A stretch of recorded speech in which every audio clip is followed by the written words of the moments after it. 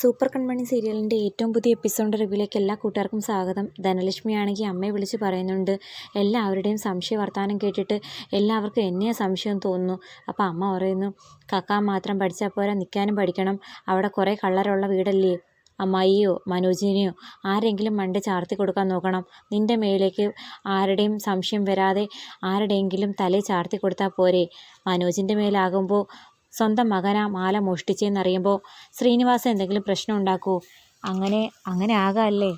പിന്നല്ലാതെ ധൈര്യമായിട്ട് ആരുടെയെങ്കിലും മേൽ പഴി ചാരി കൊടുക്കാൻ പറയുന്നതും പ്രകാരം ധനലക്ഷ്മിയാണെങ്കിൽ ചിലതൊക്കെ മനസ്സിൽ ഉറപ്പിക്കുന്നു. അതേസമയം കൺമണി പെയിൻറ്റിങ് ചെയ്തുകൊണ്ടിരിക്കുന്ന സമയത്ത് ധനലക്ഷ്മിയാണെങ്കിൽ അവളുടെ അരികെ സംസാരിക്കാനായിട്ട് വലിഞ്ഞു കയറി ചെല്ലുന്നു. അപ്പോൾ കൺമണി പറയുന്നു, ഞാൻ ഓഫീസിൽ വെച്ച് വരയ്ക്കാത്തതെന്ന് പറഞ്ഞാൽ എന്തെങ്കിലും ഒരു ഡിസ്റ്റർബൻസ് ഉണ്ടാകുമെന്ന് കരുതിയിട്ടാണ് വീട്ടിൽ വന്ന് വരയ്ക്കാൻ നോക്കുന്നത്.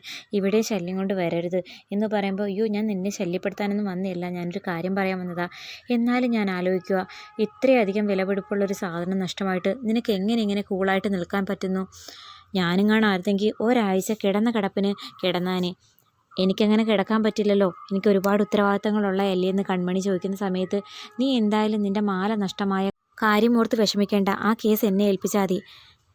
ഏട്ടത്തി എന്താ അടുത്ത സ്റ്റേഷനിൽ നിന്ന് മാല നഷ്ടമായ കേസ് അന്വേഷിക്കാൻ ചാർജ് എടുത്ത് വന്ന പോലീസ് ഓഫീസറും കാണാമെന്നോ? മാല നഷ്ടമായ കാര്യം കണ്ടുപിടിക്കാൻ എനിക്കറിയാം. അതിന് പ്രത്യേകിച്ച് കേസും ആരെയും ഏൽപ്പിക്കേണ്ട കാര്യമില്ല. ഞാൻ ഉദ്ദേശിക്കുന്ന ആളും ഏട്ടത്തി ഉദ്ദേശിക്കുന്ന ആളും ഒരാളാണോ എന്ന് അധികം താമസിക്കാതെ ഞാൻ കണ്ടുപിടിച്ചോളാം എന്ന് പറയുമ്പോൾ, നിൻ്റെ വർത്തമാനം കേട്ടാൽ എന്നെ സംശയമുള്ളതുപോലെ തോന്നുമല്ലോ. ഞാനങ്ങനെ പറഞ്ഞില്ലല്ലോ ഏട്ടത്തി, കള്ളം കപ്പലിൽ തന്നെയാണ് ഉള്ളത്. ഇവിടുത്തെ ആരെങ്കിലും ആയിരിക്കും മോഷ്ടിച്ചതെന്ന് വീണ്ടും ധനലക്ഷ്മി പറയുമ്പോൾ, സാരമില്ല ഏട്ടത്തി, അധികം താമസിക്കാതെ ആ വ്യക്തിയെ ഞാൻ തന്നെ പിടിച്ചോളാം എന്ന് പറയുമ്പോൾ ധനലക്ഷ്മി വിളറി വെളുത്ത് തിരികെ പോകുന്നുണ്ട്. അതേസമയം കൃഷ് ആണെങ്കിൽ ആകെ വിഷമിച്ചിരിക്കുക. അമ്മയെ ഹോസ്പിറ്റലിലേക്ക് കൊണ്ടുപോകാൻ ഒരുങ്ങിയിട്ട് അമ്മയെ കൂട്ടിക്കൊണ്ടു പോകാൻ പറ്റിയില്ല. പക്ഷേ ബലരാമേട്ടൻ വന്നപ്പോൾ അമ്മ ഒരു വാക്ക് പോലും പറയാതെ ഏട്ടനോടൊപ്പം പോയി. എന്നാൽ കൃഷിനോട് പറയണമായിരുന്നു, മോന് വയ്യല്ലോ, അവിടെ പോയിരിക്കുക, ഞാൻ തൽക്കാലം രാമനോട് പോകാം എന്നൊന്നും പറഞ്ഞില്ലല്ലോ എന്നൊക്കെ ആലോചിച്ചിങ്ങനെ വിഷമിച്ചിരിക്കുന്ന സമയത്ത് ആൻറ്റിയമ്മ വന്ന് ചോദിക്കുന്നു, കുടിക്കാൻ എന്തെങ്കിലും വേണോ മോനെ? എനിക്കൊന്നും വേണ്ട, എന്നെ സ്വസ്ഥമായിട്ട് വിട്ടാൽ മതി.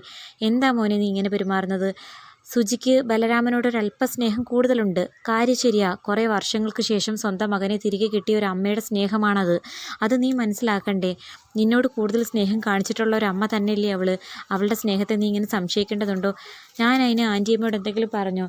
ആൻറ്റിയമ്മ എനിക്ക് ഒരല്പ സമാധാനം തന്നൂടെ? ഞാനിങ്ങനെ വിഷമിച്ചിരിക്കുന്നത് കാണുമ്പോൾ മാറിപ്പോകാനുള്ളൊരു മര്യാദയെങ്കിലും കാണിച്ചുകൂടെ എന്ന് പറയുമ്പം, സുജി അങ്ങനെയൊക്കെ പെരുമാറിയതിനെ നീ എന്നോട് ചാടിക്കയറുന്നത് എന്തിനാ മോനെ? സുജിയുടെ മാനസികാവസ്ഥ നിനക്കൊന്ന് മനസ്സിലാക്കിക്കൂടെ? കുറേ വർഷങ്ങൾക്ക് ശേഷം കിട്ടിയ മകനോട് ഒരല്പ സ്നേഹം കൂടുതൽ കാണിക്കുന്നത് ഒരു തെറ്റൊന്നും അല്ല. അതേസമയം സുജിയും കൃപമോളും ബലരാമനും കൂടി തിരികെ ഹോസ്പിറ്റലിൽ നിന്ന് വീട്ടിലേക്ക് വരുന്നുണ്ട്. വണ്ടിയുടെ സൗണ്ട് കേട്ടതും കൃഷ് ആണെങ്കിൽ ഓടി വന്ന് അമ്മയുടെ കൈ നോക്കിയിട്ട്, എങ്ങനെയുണ്ട് ഡോക്ടർ എന്ത് പറഞ്ഞെന്ന് പറയുമ്പോൾ, കുഴപ്പമില്ല, ഡോക്ടർ മുറിവ് ക്ലീൻ ചെയ്ത് ഡ്രസ്സ് ഇട്ടതേ ഉള്ളെന്ന് പറയുന്നു. അന്നേരം ബലരാമൻ പറയുന്നു, എനിക്ക് ഓഫീസിൽ അർജൻറ്റായിട്ടൊരു വർക്കുണ്ട്, അപ്പോൾ ഞാൻ കയറുന്നില്ല അമ്മ, പോട്ടെ. ആ അമ്മ പൊയ്ക്കോ, എന്തായാലും അമ്മയ്ക്ക് വയ്യെന്ന് പറഞ്ഞപ്പോഴേ ആ നിമിഷം നീ ഓടി വന്നില്ലേ, അമ്മയ്ക്ക് ഒരുപാട് സന്തോഷമായി എന്നൊക്കെ പറയുന്നു.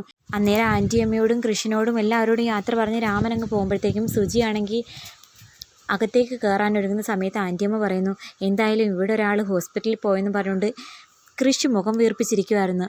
നിന്നെ ഹോസ്പിറ്റലിൽ കൊണ്ടുപോകാൻ പറ്റാത്ത നിരാശയെല്ലാം ഇവൻ്റെ മുഖത്തുണ്ടായിരുന്നു. ആന്നോ മോനെ, നീ ഇവിടെ പിണങ്ങിയിരിക്കുമായിരുന്നോ?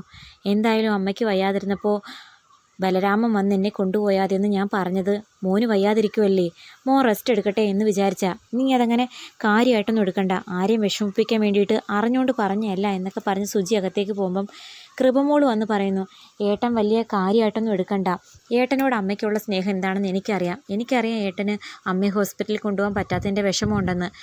ഈ ഏട്ടനോടാ അമ്മയ്ക്ക് ഏറ്റവും കൂടുതൽ ഇഷ്ടം. ഞങ്ങൾ 3 മക്കളെയും അമ്മ ഒരുപോലെ തന്നെ കാണുന്നെങ്കിലും ഏട്ടനോട് ഒരല്പ സ്നേഹം കൂടുതൽ കാണിക്കുമ്പോൾ എനിക്കും ഒരു കുശുമ്പൊക്കെ ഉണ്ടായിരുന്നു. പക്ഷെ ഞാനത് കാര്യമാക്കാറില്ല. ഏട്ടൻ അതുകൊണ്ട് മനസ്സിൽ വെക്കട്ടെ എന്നൊക്കെ പറയുമ്പം, അമ്മയ്ക്ക് ഒരു വാക്ക് എന്നോട് പറഞ്ഞുകൂടായിരുന്നോ, മോന് വയ്യാത്തത് കൊണ്ട് വരണ്ട, പോയി റെസ്റ്റ് എടുക്കാൻ? ഒന്നും പറയാതെ ഏട്ടനോടൊപ്പം പോയപ്പം ശരിക്കും എനിക്ക് വിഷമമായി. അതൊന്നും കാര്യമാക്കണ്ട ഏട്ടാന്ന് കൃപമോൾ സമാധാനിപ്പിക്കുന്നു. എങ്കിലും നമ്മുടെ കൃഷിന് ഒരല്പം നിരാശയുണ്ട്. അതേസമയം ധനലക്ഷ്മിയാണെങ്കിൽ കട്ടൻ കാപ്പി എടുത്ത് മനോജിന് വരുന്നുണ്ട്. മനോജിന് കൊടുത്തതിന് ശേഷം മനോജ് കട്ടൻ കാപ്പി നോക്കിയിട്ട് ചോദിക്കുന്നു, ഇതെന്താ കട്ടനാണോ? പാലില്ല, ആകെ ഇച്ചിരി പാലുണ്ടായിരുന്നത് കൺമണി എടുത്ത് ചായ ഇട്ട് കുടിച്ചു. ഇന്ന് പാലില്ല, നാളെ പഞ്ചസാരയില്ല, അതിന് ശേഷം കഞ്ഞി വെക്കാൻ അരി കാണില്ല. എൻ്റെ പൊന്ന് ധനലക്ഷ്മി, പാലില്ലായിരുന്നോ എന്ന് ചോദിച്ചത് അബദ്ധമായിപ്പോയി, ഞാനതങ്ങ് പിൻവലിച്ചിരിക്കുന്നു. അങ്ങനെ പോയി കാപ്പി കുടിക്കുന്നെങ്കിലും ഗോകുലിന് ഫീസ് കൊടുക്കാറായി. വീട്ടിലെ പ്രാരാബ്ദം, നാട്ടുകാർ കള്ളനെന്ന പേരിൽ കളിയാക്കുന്നതിൻ്റെ പേരിനൊക്കെ മനോജിനെ വല്ലാണ്ട് വിഷമിപ്പിക്കുന്നു. എൻ്റെ പൊന്ന് ധനലക്ഷ്മി, നീ എന്നെ ഇങ്ങനെ വിഷമിപ്പിക്കരുത്. എനിക്കൊരല്പ സമാധാനം തരാൻ പറയുമ്പോൾ എനിക്ക് ഈ സങ്കടങ്ങളൊക്കെ ഏട്ടനോടല്ലേ പറയാൻ പറ്റൂ, മറ്റാരോടെ പറയാനാ എന്ന് പറഞ്ഞുകൊണ്ട് ധനലക്ഷ്മി ആണെങ്കിൽ പിന്നെയും പിന്നാലെ ചെന്ന് കുത്തി പറയുന്നുണ്ട്. ഇപ്പം തൽക്കാലം കൺമണി ജോലിക്ക് പോകുന്നതുകൊണ്ട് നമ്മൾ 3 പേരും കഴിഞ്ഞു പോകുന്നു. ഇനി നാളെ കൺമണി വിവാഹം കഴിച്ചു പോകുമ്പോൾ നമ്മൾ എങ്ങനെ ജീവിക്കും? അറിയാവുന്ന ഒരു തൊഴിലെന്ന് പറയുന്നത് മോഷണമല്ലേ? ഇനിയിപ്പോൾ എന്തായാലും നനഞ്ഞു, കുളിച്ചിട്ട് കയറിക്കൂടെ? എല്ലാവരും അറിഞ്ഞു നിങ്ങളൊരു മോഷണക്കാരനാണെന്ന്. അപ്പം നിങ്ങൾക്ക് കക്കാൻ പോയിക്കൂടെ എന്നൊക്കെ പറഞ്ഞ് കളിയാക്കുന്ന സമയത്ത് മനോജാണെങ്കിൽ ദേഷ്യത്തോടെ ആ കട്ടൻ കാപ്പി വലിച്ചെറിഞ്ഞ് ഗ്ലാസും കൊടുത്തിട്ട് അകത്തേക്ക് പോകുന്നുണ്ട്. അതിനുശേഷം ധനലക്ഷ്മിയാണെങ്കിൽ പിന്നെ കാണാൻ പോകുന്നത് നമ്മുടെ അമ്മായിയെ തന്നെയാണ്. അമ്മായിയെ കുത്തി പറയുമ്പോൾ അമ്മായിക്ക് ആദ്യം കാര്യം മനസ്സിലാകുന്നില്ല. അമ്മായിയുടെ ഇക്കിളൊക്കെ മാറിയോ? ഇക്കിളോ? നീ എന്താ ഈ പറയുന്നത്? ഒരാഴ്ച കൊണ്ട് അമ്മായിക്ക് ഇക്കിളാണെന്ന് പറയുന്നത് കേട്ടല്ലോ. എൻ്റെ പൊന്ന് ധനലക്ഷ്മി, നിനക്ക് എന്തെങ്കിലും എന്നോട് പറയാനുണ്ടെങ്കിൽ വ്യക്തമാക്കി പറ. വളച്ചും ഒടിച്ചുമൊക്കെ പറഞ്ഞു കഴിഞ്ഞാൽ എനിക്ക് മനസ്സിലാകില്ല എന്ന് പറയുമ്പോൾ വ്യക്തമാക്കി പറയാം. ബലരാമൻ കൺമണിക്കൊരു മാല സമ്മാനമായിട്ട് കൊടുത്തപ്പം ഈ വീട്ടിൽ കൊണ്ടുവന്ന് അവൾ എല്ലാവരെയും കാണിച്ചു. അപ്പം അമ്മായിയുടെ മുഖത്തെ ഒരു പ്രത്യേക സന്തോഷം ഞാൻ നോട്ട് ചെയ്തതാ. അമ്മായിയല്ലേ ആ മാല മോഷ്ടിച്ചത്? എന്തിനാ അമ്മായി ഒരു വീട്ടിൽ ഇരുന്നുകൊണ്ട് ഇങ്ങനെയൊക്കെ ചെയ്യുന്നേ എന്ന് പറയുന്നതെല്ലാം നമ്മുടെ മനോജാണെങ്കിൽ മാറി ഇന്ന് കേൾക്കുന്നുണ്ടായിരുന്നു. എൻ്റെ പൊന്ന് ധനലക്ഷ്മി, ഞാൻ ആ മാല മോഷ്ടിച്ചിട്ടില്ല. അന്ന് കണ്ടതല്ലാതെ പിന്നെ ഞാനത് കണ്ടിട്ട് പോലുമില്ല. ചുമ്മാ ഞാൻ മനസ്സിൽ പോലും കാണാത്ത കാര്യം പറഞ്ഞ് എന്നെ അപമാനിക്കരുതേ എന്ന് പറയുമ്പോൾ എനിക്കറിഞ്ഞൂടെ ഈ വീട്ടിൽ ഓരോരുത്തരുടെയും സ്വഭാവം എന്താണെന്ന്. അമ്മായി അത്ര പെർഫെക്റ്റ് ആണെന്ന് ഞാൻ പറയില്ല, അമ്മായിക്കും അറിയാമല്ലോ. അതെല്ലാം കേട്ടുകൊണ്ടുവരുന്ന മനോജ് പറയുന്നു, നിനക്ക് എന്നോട് എന്തെങ്കിലും ദേഷ്യം ഉണ്ടെങ്കിൽ അത് എന്നോട് തീർക്കണം. ചുമ്മാ എൻ്റെ മേലുള്ള ദേഷ്യം മറ്റുള്ളവരുടെ മുമ്പിൽ പഴി ചാരാനായിട്ട് ഉപയോഗിക്കരുത് എന്നൊക്കെ പറഞ്ഞ് വഴക്ക് പറയുമ്പം ധനലക്ഷ്മിക്കാണെങ്കിൽ ഉത്തരം മുട്ടി നിൽക്കുന്നതും കാണിച്ചുകൊണ്ടാണ് എപ്പിസോഡ് അവസാനിക്കുന്നത്. എന്തായാലും നമ്മുടെ കൃഷ് അമ്മ തന്നോട് ഇങ്ങനെയൊക്കെ പെരുമാറിയ ആ കാര്യം പറഞ്ഞ് പരാതി പറയുമ്പോൾ കൺമണിയാണെങ്കിൽ കൃഷിൻ്റെ സങ്കടം മാറ്റി കൊടുക്കുന്നുണ്ട്. അതായത് അമ്മ എന്തുകൊണ്ടായിരിക്കും അങ്ങനെ പെരുമാറിയത്, കൃഷി റെസ്റ്റ് എടുത്തോട്ടെ എന്ന് വിചാരിച്ചിട്ടായിരിക്കും എന്നൊക്കെ പറഞ്ഞ് സമാധാനിപ്പിക്കുന്നുവെങ്കിലും കൺമണി പറയുന്നത് കേൾക്കുമ്പോൾ കൃഷിനൊരല്പ സമാധാനമാകുന്നുണ്ട്. അപ്പോൾ എന്താകുമെന്ന് കാത്തിരുന്ന് കാണാം.